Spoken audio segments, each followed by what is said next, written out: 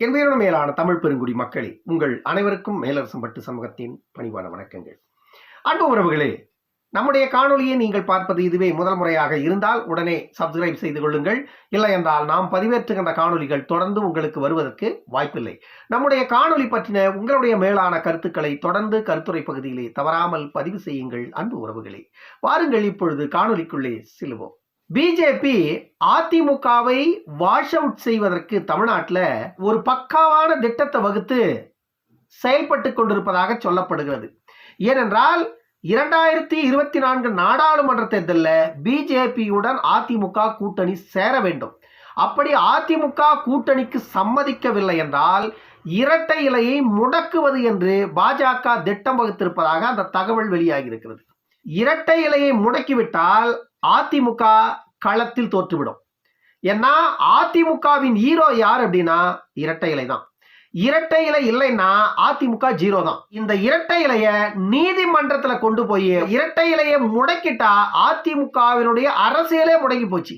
ஏனென்றால் தேர்தல் நேரத்துல பாரதிய ஜனதா எடப்பாடி பழனிசாமிக்கு இப்படி ஒரு அழுத்தத்தை கொடுத்து கூட்டணிக்கு பணிய வைப்பதற்காக திட்டம் வகுத்து செயல்பட்டு கொண்டிருப்பதாக அந்த தகவல் வெளியாகி இருக்கிறது. பாஜக அடிமை பழனிசாமி, பாதம் தாங்கி பழனிசாமி எல்லாம் இப்ப முதலமைச்சர் இருக்கிற அப்போதைய எதிர்க்கட்சி தலைவர் மு.க. ஸ்டாலின் எடப்பாடி பழனிசாமி இப்படித்தான் ஒவ்வொரு நேரத்திலும் பேசிட்டு இருந்தார்.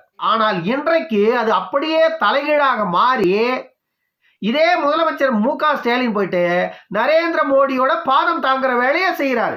ஏன்னா தமிழ்நாட்டில் ஒவ்வொரு முறையும் நரேந்திர மோடி அவர்கள் வரும்போதும் போகும்போதும் மு.க. ஸ்டாலின் என்னவெல்லாம் பண்றாரு அப்படின்னு நம்ம பார்த்துக்கிட்டு தான் இருக்கிறோம். ஏன்னா எடப்பாடி பழனிசாமிக்கும் மு.க. ஸ்டாலினுக்கும் இருக்கிறது அரசியல் பகை, பிஜேபிக்கும் எடப்பாடி பழனிசாமியும் இருக்கிறது கூட்டணி உறவு. இப்போ பிஜேபிக்கும் மு.க. ஸ்டாலினுக்கு இருக்கிறது என்னன்னா ஆட்சி உறவு. அங்கேயும் நீ மத்தியில் அவங்க ஆட்சியில் இருக்காங்க, மாநிலத்தில் இவங்க ஆட்சியில் இருக்காங்க. மத்தியில உங்க ஆட்சி, மத்தியில நீங்க ஆட்சியில் இருக்கிறீங்க, மாநிலத்துல எங்களை ஆட்சியில இருந்து வெளியேற்றிடாதீங்க. மாநிலத்துல சில பிரச்சனைகள் முன்ன பின்ன இருக்கும், ஆனா மத்தியில நாங்க அழுத்தம் கொடுக்கிறோம் அப்படின்றதுனால எங்களுடைய ஆட்சிக்கு உழ வச்சிடாதீங்கன்னு மத்தியில் இருக்கிற பிஜேபி ஆட்சியுடைய கைகூலியா தான் இன்னைக்கு தமிழ்நாட்டில் திமுக செயல்பட்டு கொண்டு இருக்கிறது. ஆனாலும் கூட தமிழ்நாட்டில் திமுக பாஜகவோட கூட்டணி வைக்க முடியாது. ஏன்னா அதுக்கான ஆப்ஷன் எதாவது இருந்தா கூட பாஜகவை கூட்டணியில் சேர்த்துரும் திமுக. ஏன்னா இன்னைக்கு நிலையில திமுக அப்படிதான் இருக்கிறது. ஏன்னா திமுகவுக்கு அதெல்லாம் சாதாரண விஷயம். திமுகவுக்கு தன்மானமோ சுயமரியாதையோ எதுவும் கிடையாது. திமுகன்ற இயக்கத்தை சார்ந்தவர்களுக்கும் திமுக இயக்கத்தை வழி நடத்துகிறவர்களுக்கும் அவர்களுக்கு தேவை பதவி மட்டும்தான். அவர்களுக்கு நான் மேற்கூறிய எந்த ஒரு சுயமரியாதையோ தன்மானமோ இதுவெல்லாம் அவர்களுக்கு கிடையாது. அவர்கள் அனைத்தையும் இழந்தவர்கள். அவர்கள் எல்லாத்தையும் நம்ம இழந்தாலும் பரவாயில்ல, பதவியை மட்டும் நம்ம இழந்துடக்கூடாது. பதவியை நம்ம இழந்தோம்னா மீண்டும் 10 வருஷம் 15 வருஷத்துக்கெல்லாம் நம்ம இளவு காத்த கிளிய போல காத்துட்டு இருக்க முடியாதுங்கிறதுல அவங்க குறியா இருக்காங்க. இந்த முறை அதனாலதான் எடப்பாடி பழனிசாமி பிஜேபி கூட்டணியிலிருந்து வெளியே போயிட்டதுனால தமிழ்நாட்டில் அதிமுகவுக்கு வலுவான கூட்டணி இல்லை. அதனால அதிமுக இந்த முறை நம்மளை வீழ்த்த முடியாது அப்படின்னு மு.க. ஸ்டாலின் நம்புறாரு. ஆனா பாஜகவோட திட்டம் என்னவா இருக்குன்னா, எடப்பாடி பழனிசாமியே பிஜேபி கூட்டணியில இணைந்தால் தமிழ்நாட்டில் எடப்பாடிக்கு இரட்டை இலை இருக்கு.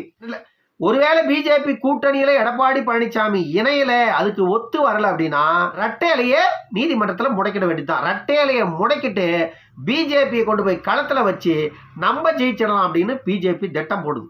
ஆனா இந்த திட்டம் தமிழ்நாட்டில் எந்த அளவுக்கு வெற்றி பெறும் என்பது ஒரு கேள்விக்குறியாக இருந்தாலும் கூட அதிமுக ரெட்டலை இல்லைன்னா அதிமுக இல்லை அப்படின்னு தான் பொருள். இப்போ ஓபிஎஸ் கிட்ட ரெட்டலை இல்லை, டிடிவி தினகரன் கிட்ட ரெட்டலை இல்லை, சசிகலா கிட்ட ரெட்டலை இல்லை. ஆனா இவங்கெல்லாம் அதிமுகவில் இருந்து விலகி நிற்பவர்கள். இவர்களிடம் ஒரு குறிப்பிட்ட சதவீதம் வாக்கு இருப்பதாக இன்னைக்கு வரைக்கும் பேசிட்டு இருக்காங்க. அதிமுக தான் ஒரு கட்சியாக தமிழ்நாட்டில் இருக்கிறது. அந்த கட்சியிலிருந்து பிரிந்து சென்று டிடிவி தினகரன் ஒரு இயக்கத்தை தொடங்கிட்டாரு. அந்த இயக்கத்துக்கு குக்கர் சின்னம் தற்காலிகமா இருக்குது. ஓபிஎஸ் கட்சியில இருந்து எடப்பாடி பழனிசாமி நீக்கிட்டாரு. ஆனா அவர் தனி கட்சி தொடங்கலனாலும் ஓபிஎஸ் வந்துட்டு ரெட்டலையே உரிமை கொண்டாடுறாரு. ஏடிஎம்கே வேஷ்டியை நான் கட்டணும் அப்படின்னு அவர் சொல்றாரு. ரெட்டலையே நான் பயன்படுத்துறதுக்கு எனக்கு உரிமை இருக்குதுன்னு நீதிமன்றத்தில் போய் நிக்கிறவரு ஓபிஎஸ் தான். அதே போல அதிமுகவின் கொடியை நான் பயன்படுத்துறதுக்கு எனக்கு அனுமதி கொடுக்கணும்னு நீதிமன்றத்தில் போய் கேட்கறது ஓபிஎஸ் தான். ஆனா ஓபிஎஸ் வந்துட்டு அடிப்படையில அதிமுகவின் உறுப்பினரே இல்ல. அவரை வந்துட்டு அடிப்படை அதிமுகவின் உறுப்பினர்ல இருந்தே இபிஎஸ் எடுத்து வெளியே போட்டாரு. அப்படி இருக்கும்போது ஓபிஎஸ் போயிட்டு நீதிமன்றத்தில் கேட்கறதுல எந்த விதமான நியாயமே இல்லை. நீ எத்தனை முறை நீதிமன்றத்தில் நாடினாலும் அந்த வழக்குகள் வந்து ரத்து தான் ஆகுமே தவிர அந்த வழக்கில் ஒருபோதும் வெற்றி பெற முடியாது ஓபிஎஸ். அதே வேளையில் ஓபிஎஸ் அதிலிருந்து வெளியே வரலாம் அப்படின்னு பார்த்தா கூட இந்த புகழேந்தி வந்துட்டு ஓபிஎஸ் தூண்டி தூண்டி விட்டுட்டு இருக்க. அப்படியே இந்த புகழேந்தி தூண்டி விடுறதை நம்பி தான் ஓபிஎஸ் போய் எல்லா சிக்கல்லையும் மாட்டிக்கிட்டு இருக்காருங்கிறது ஓபிஎஸ்க்கே தெரிய ஆரம்பிச்சிடுச்சு. அதனால இப்போ ஓபிஎஸ் புகழேந்தியவே நீ வெளியே போய் நில்லு, தேவை இருந்தால் நான் அழைத்தால் மட்டும் நீங்க வாங்க, இல்லைன்னா சும்மா வந்துட்டு எந்த நேரமும் தொந்தரவு கொடுக்காதீங்க புகழேந்தி. வந்துட்டு புகழேந்தி மூஞ்சிலேயே குத்திட்டதாக சொல்றாங்க. ஏனென்றால் உன்னுடைய பேச்சை கேட்டுதான் இன்னைக்கு நான் நடுவீதியில வந்து நிக்கிறேன் அப்படின்னு ஓபிஎஸ் புகழேந்தி மேல நிறைய கோவப்பட்டார் ஓபிஎஸ் அப்படின்ற மாதிரி சொல்றாங்க. ஏன்னா ஓபிஎஸ் இன்னைக்கு இந்த நிலையை கொண்டாந்து நிறுத்தினதே புகழேந்தி தான். புகழேந்தியோட பேச்சை ஓபிஎஸ் கேட்காம இருந்திருந்தாலே ஓபிஎஸ் வந்துட்டு அதிமுகவில் இருந்திருப்பார். புகழேந்தி பேசிய ஓபிஎஸ் கேட்டதுனாலதான் புகழேந்தி அதிமுகவிலிருந்து வெளியே போனதுக்கு காரணமாவே ஆயிப்போச்சு. இப்போ இந்த மாதிரியான பிரச்சனைகள்லாம் ஒரு பக்கம் ஓடிட்டு இருக்க ஓபிஎஸ் என்ன திட்டம் போட்டிருக்காருன்னா, நம்ம வந்துட்டு நரேந்திர மோடி கிட்ட எப்படின்னா போயிட்டு கால கையை பிடிச்சாச்சும் தேனி தொகுதியை நம்ம வாங்கிடணும். தேனி தொகுதியை நம்ம வாங்கி ரெட்டலை நமக்கு இல்லைனாலும் பிஜேபியோட தாமரை சின்னத்திலேயே நின்று கூட நம்ம வந்துட்டு தேனி தொகுதியில ஜெயிக்கணும் அப்படின்னு திட்டம் வச்சிருக்கிறாராம் ஓபிஎஸ். அதே போல சிவகங்கை தொகுதியில டிடிவி தினகரன் நிற்பதற்கான வாய்ப்புகள் இருப்பதாக சொல்லப்படுகிறது. பிஜேபி கூட்டணியில இன்று இருக்கின்ற இப்போதைய சூழ்நிலையில ஓபிஎஸும் டிடிவி தினகரனும் பிஜேபி கூட்டணியில் இணைவதற்கு வாலண்டரியாகவே இவர்கள் வந்துட்டு பச்சை கொடி காட்டியிருப்பதாக சொல்லப்படுகிறது. ஆனா பிஜேபி வந்துட்டு கூட்டணி என்றால் அதிமுகவோட தான் கூட்டணி. அந்த கூட்டணியில பாமகவும் இருக்கணும், தேமுதிகவும் இருக்கணும், அதிமுகவும் இருக்கணும், பாஜகவும் இருக்கணும். இந்த கூட்டணியை உருவாக்கினால் தமிழ்நாட்டில் திமுகவை தோற்கடிக்க முடியும்.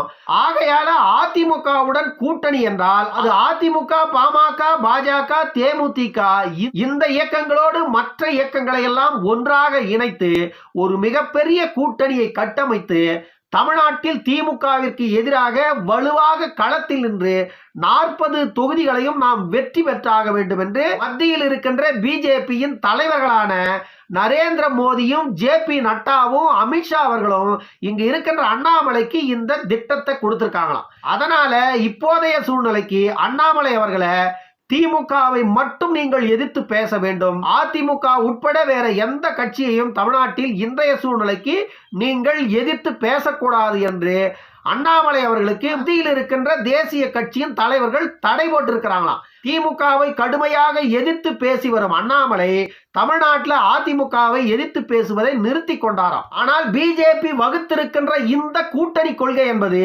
தமிழகத்தில் திமுகவிற்கு எதிராக இருக்கின்ற அத்தனை வாக்காளர்களுக்கும் மிக பெரிய வெற்றியை கொடுக்கும் என்பதில் மாற்று கருத்து இல்லை.